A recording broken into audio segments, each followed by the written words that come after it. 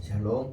창세기 강의 162번째 찬양함으로 시작하겠습니다. 주님 큰 영광 받으소서.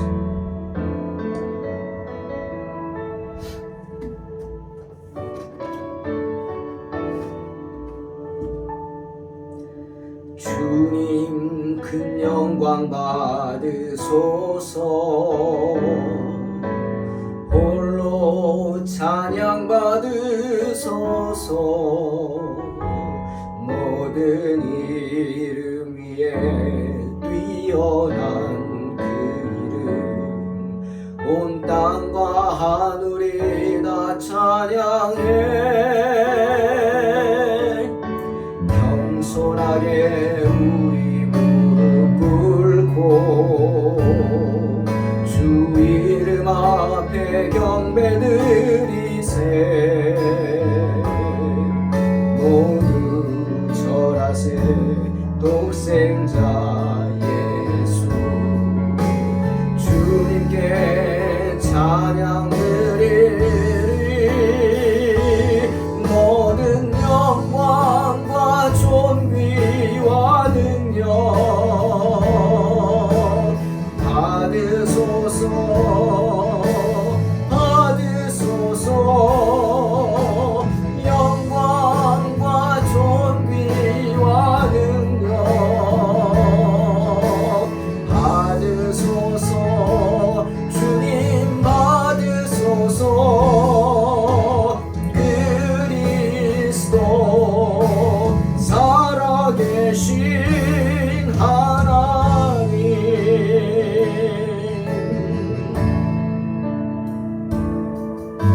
주님 큰 영광 받으소서. 홀로 찬양 받으소서. 모든 이름 위에 뛰어난 그 이름, 온 땅과 하늘이 다 찬양해. 겸손하게 우리 무릎 꿇고 주 이름 앞에 영광 돌리세. 모두 절하세. 독생자 예수 주님께 찬양 드리리. 모든 영광과 존귀와 능력 받으소서. 받으소서. 영광과 존귀와 능력 받으소서. 주님 받으소서. 그리스도 살아계신 하나님, 모든 영광과 존귀와 능력 받으소서. 받으소서. 영광과 존귀와 능력 받으소서. 주님 받으소서. 그리스도 살아계신 하나님, 그리스도 살아계신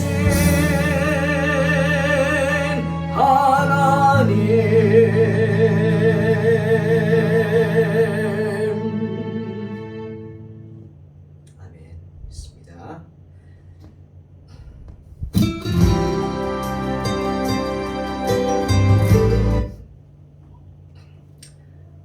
창세기 35장 21절로 29절입니다. 봉독합니다. 이스라엘이 다시 길을 떠나 에델 망대를 지나 장막을 쳤더라. 이스라엘이 그때 땅에 거주할 때에 루벤이 가서 그 아버지의 첩 빌하와 동침하매 이스라엘이 이를 들었더라.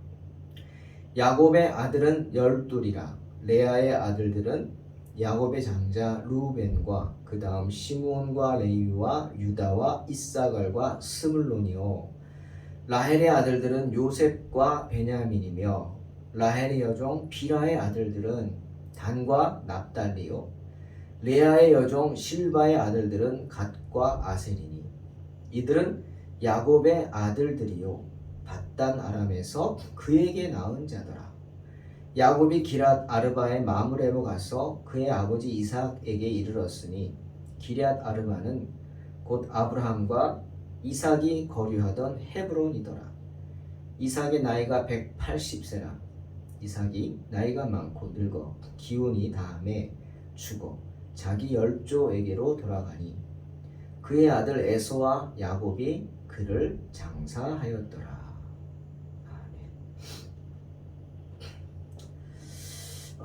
야곱의 인생은 정말 험악했죠. 그런데 형 에서와 또는 외삼촌 라반의 위협과 같은 그런 외부적인 고난 때문만은 아닙니다. 왜 사람들이 그런 말 하죠? 적은 멀리 있지 않다. 가까운 데 있다. 외부에 있지 않다. 내부에 있다. 그런 것 같습니다. 야곱의 경우가 그랬습니다. 야곱을 정말로 괴롭게 하고 힘들게 한 것은 밖에 있는 것보다 안에 있는 것이 더 훨씬 컸습니다. 야곱의 아내들이 힘들게 했고 야곱의 자식들이 정말 힘들게 했습니다. 오늘 본문이 그런 야곱을 가장 고통스럽게 한 이야기 중 하나가 나옵니다.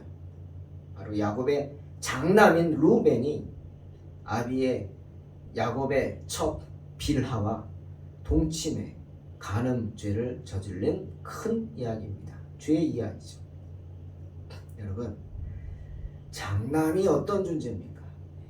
요즘 아들 딸 구별 않고 하나 낳고 낳지도 않지만 그런 시대라 정말 와닿지 않겠지만 저희 때만 해도 장남은 정말 대단했죠. 그리고 독자 대단했습니다. 심지어 독자는 군대도 면제가 됐죠. 그게 우리 문화였습니다. 그런데 이스라엘도 마찬가지죠. 이스라엘도 장남하면 꾸벅 죽습니다. 창세기 49장에 야곱이 이제 죽음을 앞두고 아들들을 하나씩 불러서 하나님이 주신 권한으로 축복을 합니다. 그때 장남인 루벤을 불러서 이렇게 말했죠. 너는 내 장자요, 내 능력이요, 내 기력의 시작이라. 위풍이 월등하고 권능이 탁월하다. 이렇게 표현했습니다. 그처럼 장남은 아비의 자랑이고 아비의 능력의 시작입니다. 나의 대를 이을 장남이 있다. 그것도 나랑 비슷하게 생긴 신기하죠. 저도 우리 아이가 애가 태어났을 때 깜짝 놀랐습니다. 아니 저기 내가 누워있는 것 같았어요. 너무 똑같았습니다. 신기하죠. 큰 기쁨입니다. 그러니 루벤이 태어났을 때 야곱이 얼마나 기뻤겠습니까? 그러니 루벤을 낳아준 레아가 어떻게 보였을까요? 그전처럼 보이진 않았을 겁니다. 여러분, 지금까지 야곱은 레아를 미워했습니다. 함께하지도 않았어요. 왜? 레아는 자기 아버지와 함께 나를 속인 사람이에요. 사기 결혼의 주범입니다. 그렇지 않아요? 첫날 밤 들어갔더니 깜깜하게 다 불 꺼놓고 모르게 아침에 깨보니까 라헬이 아니라 레아입니다. 그게 얼마나 황당했을까요? 그래서 7년을 더 종살이를 해야만 했습니다. 그렇게 미워했어요, 레아를. 아마 이 루벤도 첫날 밤에 가진 아이였을 것입니다. 그 후에는 함께하지도 않았겠죠. 그런데 루벤 태어나고 나니까 어떻게 그렇게 미워 보이던 레아가 다시 보입니다. 그렇죠. 사랑스럽죠. 왜요? 루벤 때문입니다. 때문에 레아가 루벤을 낳고 이렇게 말합니다. 창세기 29장 32절. 여호와께서 나의 괴로움을 돌보셨으니 이제는 내 남편이 나를 사랑하리로다. 그렇죠. 지금까지는 남편이 나를 사랑하지 않았는데, 거들떠보지도 않았는데, 아니 내 장막을 찾아오지도 않았는데 이제는 아들 보러 와야 될 거 아닙니까? 매일 갈 겁니다. 매일 아들 보려고. 그러니 내 남편이 나를 사랑할 것이다. 실제로 레아의 말처럼 레아의 장막을 찾지 않던 야곱이 그 후로 르우벤을 보기 위해서 그랬겠지만 레아의 장막을 수시로 찾습니다. 그래서 이어서 바로 레아가 아들을 또 낳죠. 시므온입니다. 또 이어서 아들을 낳죠. 레위입니다. 또 이어서 아들을 낳고 유다입니다. 시므온, 그 이름의 의미는 들음이란 뜻이죠. 장남인 르우벤을 낳은 후 남편에게 외면당해서 울부짖던 나의 외침, 그것을 하나님께서 들으셨다, 이런 뜻입니다. 그리고 남편도 들었다. 그래서 관계를 회복했다. 그래서 시므온이다, 들음이다 라고 지은 것 아니겠습니까? 르우벤은 야곱에게 그런 존재였습니다. 그런데 그런 귀한 아들이 근친상간의 죄를 짓습니다. 말도 되지 않는 엄청난 죄를 져요. 라헬의 여종이죠. 그리고 자기의 첩입니다. 비라. 그러니 르우벤에게는 엄마입니다. 그 비라와 간음죄를 저지른 겁니다. 여러분, 신학자들은 이런 말합니다. 르우벤의 죄도 엄청나지만 비라의 죄가 더 크다, 막 이렇게 말합니다. 예? 비라는 그래도 어른 아니냐. 하지만 자기 정욕을 이기지 못해, 통제하지 못해 비라가 르우벤을 유혹한 거 아니냐. 큰 죄를 저질렀다.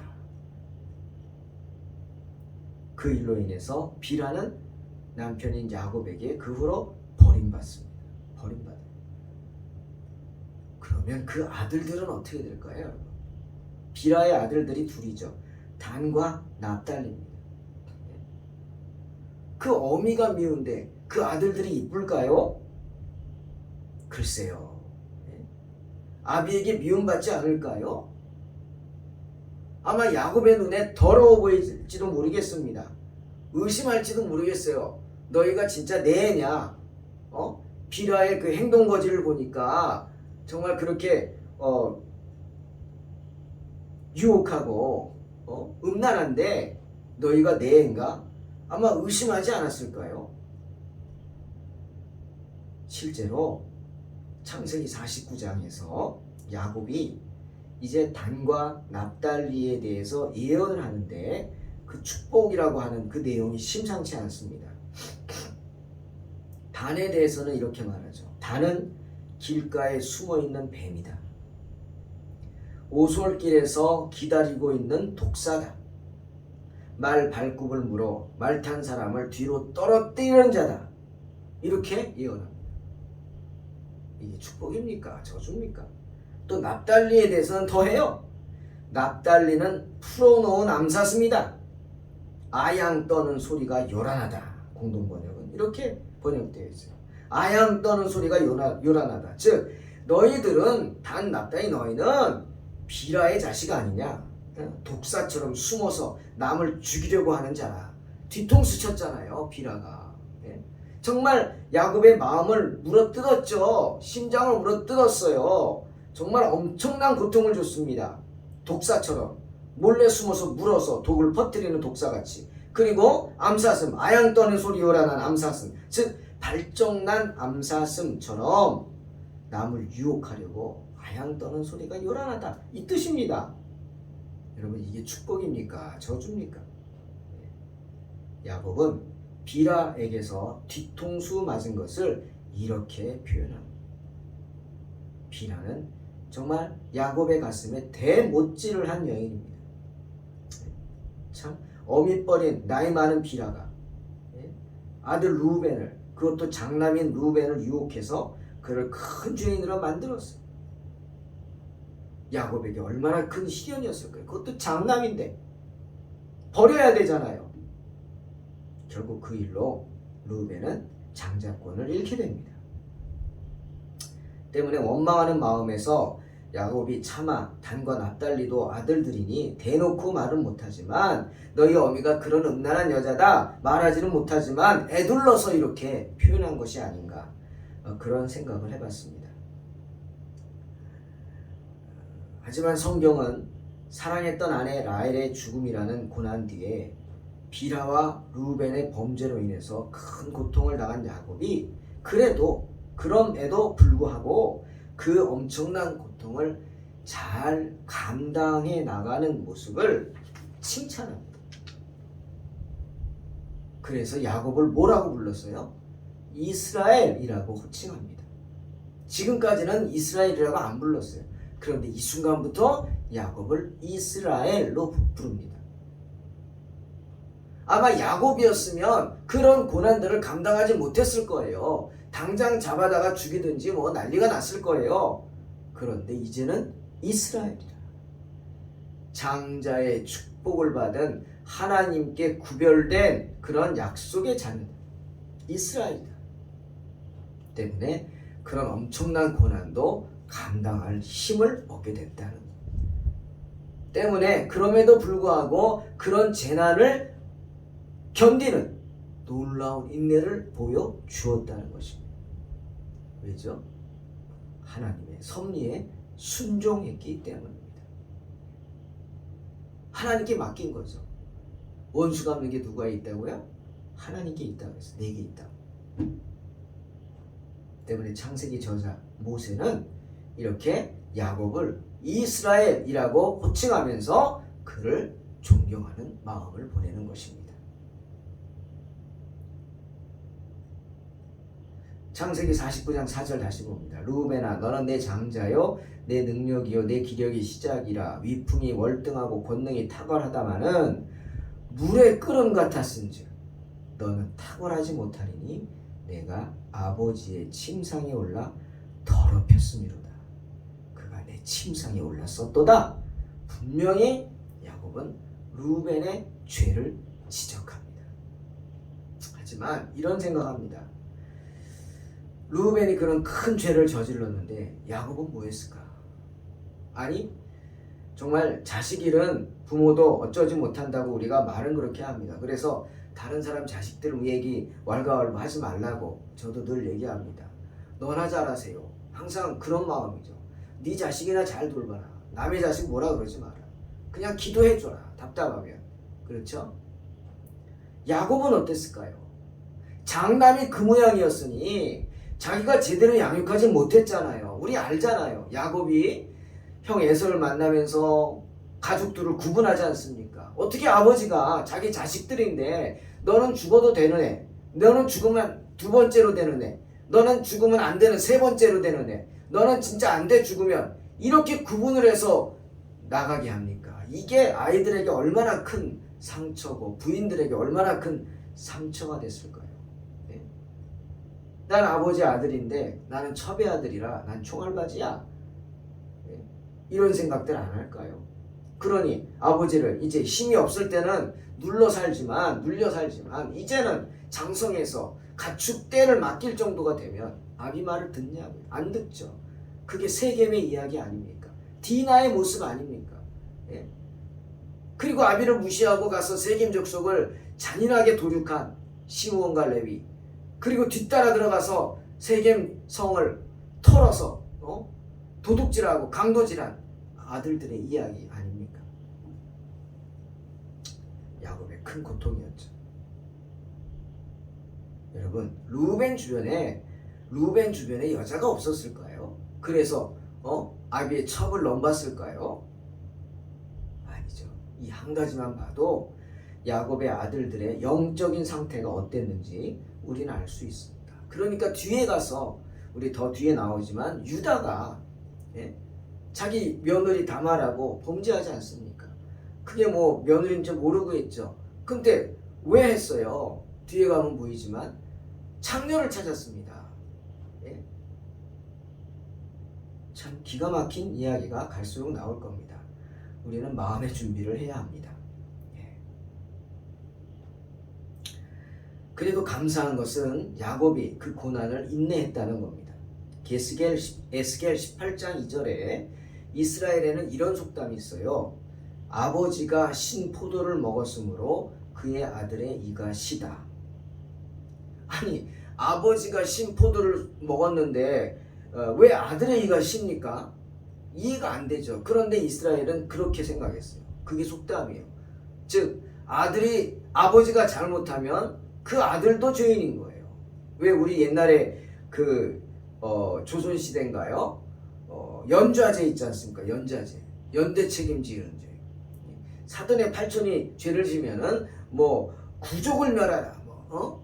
다 잡아다 죽이지 않았습니까? 이게 연좌제죠. 이스라엘 속담이 그겁니다. 아버지가 신 포도를 먹으면 아들의 이가 시다. 하지만 하나님은 이 속담이 잘못되었다고 분명히 말하죠. 부모의 죄는 부모의 죄일 뿐입니다. 에스겔 18장 4절. 모든 영혼이 다 내게 속한지라 아버지의 영혼이 내게 속함같이 그의 아들의 영혼도 내게 속하였나니 범죄하는 그 영혼은 죽으리라. 누가 죽어요? 범죄하는 그 영혼이 죽는 겁니다. 아비의 죄 때문에 아들이 죽는 게 아니에요. 물론 주님이 하나님 말씀에 불순종하고 안 따르는 사람들은 벌을 받는데 그 벌이 3, 4대까지 이른다고 그랬어요.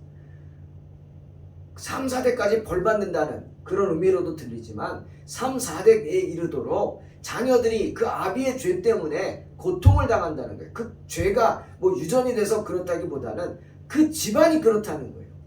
아버지가 제대로 서지 못하니까 아들들이 제대로 신앙 양육 못 받고 그 영혼이 맑지 않아서 그 흐름 속에서 악한 영의 흐름 속에서 그 자녀들이 3, 4대에 이르도록 고통받는다. 여러분 이거 무시할 수 없는 영의 흐름입니다. 가문에 흐르는 저주를 끊어라 이런 책도 있죠. 맞는 겁니다. 가문에 흐르는 저주 그게 뭡니까? 악한 영의 흐름입니다. 내가 끊어야 합니다. 내가 끊지 못하면 그게 자녀들에게도 이어지는 거예요. 주님은 그거 말씀하시는 거예요. 때문에 야곱도 비라의 죄 때문에 그의 아들들인 단과 납달리를 정죄하지 않았습니다. 때문에 오늘 본문에 처음으로 이스라엘 12지파가 등장하죠. 거기 25절에 분명히 라헬의 여종 비라의 아들들은 단과 납달리요 라고 하면서 단과 납달리를 이스라엘 12지파에 포함시키는 것을 보게 됩니다. 야곱이 이스라엘로 변했기 때문이죠. 이제 야곱은 헤브론에 우거하는 그의 아버지 이삭을 방문합니다. 어머니 리브가가 죽은 후 혼자 외롭게 지낼 아비를 위로하기 위해서일 것입니다. 여러분, 이삭과 리브가는 성경에서 유일하게 결혼의 샘플입니다. 일부 일처제를 실현한 가정이죠. 유일하게. 이삭은 리브가가 죽은 다음에 재혼도 하지 않았습니다. 그냥 180세 그 늙은 나이가 될 때까지 혼자서 외롭게 살았습니다. 이제 이스라엘의 장자인 야곱이 그 아비를 찾아와서 그 아들의 품 속에서 이삭은 180세의 생을 마감합니다. 온유했죠. 조용한 삶을 살았습니다. 이삭은 원하지 않게. 그러니 겉으로 보기에는 한 것도 없어 보이죠. 하지만 그런 이삭은 모든 족장 중에서 가장 오래 살았습니다. 팔복이 생각나네요. 마음이 온유한 자는 어떻게 돼요? 마음이 온유한 자는 하나님 나라를 볼 것이요. 그리고 또 땅을 차지합니다. 토끼는 땅을 차지하죠. 집이 있어요. 땅이 있어요. 그러나 호랑이는 땅이 없죠. 자기 지역만 있죠. 집도 없어요. 떠돌아다닙니다. 이삭은 토끼와 같은 사람이었어요.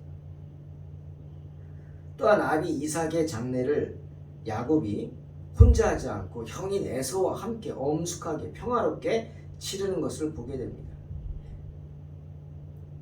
정말 이것도 놀랍죠. 하나님의 은혜입니다. 여러분, 에서가 어떤 사람이에요? 창세기 27장 41절에 야곱이 자기를 2번이나 속였다고 하면서 죽이려고 했어요. 그런데 아버지가 살아계셔서 에서는 효자였어요. 정말 효자였죠. 그래서 아버지가 살아있을 때 동생을 죽이면 그게 뭡니까? 큰일 나죠. 아버지가 얼마나 마음 아프겠어요. 그래서 이렇게 말합니다. 아비가 죽을 때까지, 예? 아버지 곡할 때가 가까웠으니까 그때 아버지가 돌아가시면 내가 야곱을 죽이리라. 이를 갈았어요. 그런데 그 에서가 지금 아버지가 죽었는데 야곱을 죽이러 온 게 아니라 야곱과 함께 평화롭게 아비를 장사합니다. 아마 야곱은 장례가 끝나고 나서 굉장히 두려웠을 거예요. 에서가 돌변해서 나를 죽이면 어떡하나 두려웠을 겁니다. 사랑하는 성도 여러분, 고린도후서 5장 18절에 모든 것이 하나님께로서 났으며 그가 그리스도로 말미암아 우리를 자기와 화목하게 하시고 또 우리에게 화목하게 하는 직분을 주셨다고 말씀하십니다. 그리스도인은 이런 피스메이커, 화평케 하는 자가 되어야 합니다. 트러블 메이커 되면 안 돼요. 여러분 혹시 저 사람은 뜨거운 감자야 하는 소리 듣습니까? 정말 나쁜 말입니다. 뜨거운 감자는 뭡니까? 먹지도 못하고 안 먹고 버릴 수도 없고 그게 뜨거운 감자예요. 골칫거리라는 거죠. 트러블 메이커라는 겁니다. 그런 사람이 되지 않기 위해서는 어떻게 합니까? 욥기 22장 21절에 너는 하나님과 화목하고 평안하라. 그리하면 복이 내게 임하리라 말씀하십니다. 즉 하나님과 먼저 화평한 관계가 될 때 우리는 세상과 화평한 관계가 됩니다. 아담과 하와처럼 하나님이 부르시는데 창세기 3장 10절 아담아 어디 있느냐? 아담이 말하죠. 내가 동산에서 하나님의 소리를 듣고 내가 벗었으므로 두려워하여 숨었나이다. 이런 사람이 되면 안 됩니다. 왜 숨습니까? 하나님이 무서워서 숨습니다. 내가 하나님 앞에 죄를 지은 걸 알기 때문에 무서워서 숨습니다. 왜 두려워요? 먹지 말라고 한 선악과 따먹었잖아요. 죄 지었잖아요. 우리가 죄를 지고 있는 한, 죄의 문제를 해결하지 않는 한 하나님과 화목할 수 없습니다. 그 죄의 문제를 해결하기 위해서 누가 오셨어요? 예수 그리스도가 오셨죠. 때문에 누구든지 예수 그리스도가 나를 위해 십자가에 달려 보혈의 피를 흘린 것을 믿는다면 나의 죄의 문제는 해결됩니다. 그럼 난 누구와 화평해져요? 하나님과 평화의 관계가 되는 거예요. 그럼 어떻게 해요? 하나님께서 내 모든 삶의 환경을 화평하게 해주실 줄로 믿으시기를 주의 이름으로 축원합니다. 야곱이 에서와 화해하고 라반이 위협으로부터 벗어난 것처럼 내가 하나님과 화평하면 하나님께서 나의 모든 문제를 해결해 주십니다. 화평케 해주십니다. 고난 많은 인생이죠. 하지만 끝까지 우리가 그 고난 가운데 인내하면서 하나님의 말씀에 순종하며 하나님과 화평한 관계를 맺을 때 우리에게 맡겨진 인생 승리하게 될 줄로 믿으시기를 주의 이름으로 축원합니다. 기도하겠습니다. 하나님 감사합니다. 정말 하나님의 은혜 가운데 여기까지 왔음을 고백합니다. 주님, 우리의 어리석음을 용서해 주시고 진정 주님의 큰 사랑 가운데 거하게 하시며 주님과 화평한 관계를 맺으며 살아갈 수 있도록 축복하여 주시옵소서. 감사드리며 예수님의 이름으로 기도하옵나이다. 아멘. 믿음으로 승리하시기 바랍니다.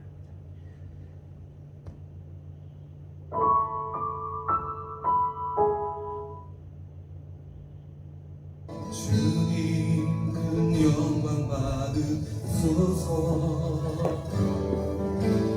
도로 찬양 받으소서.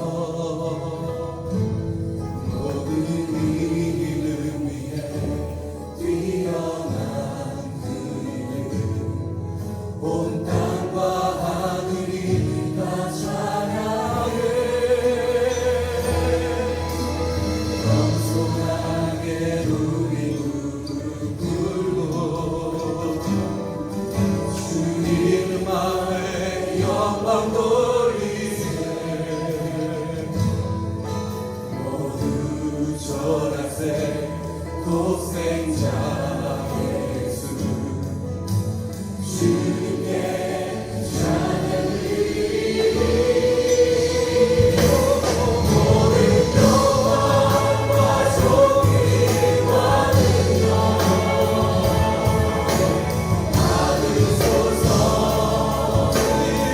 받으소서.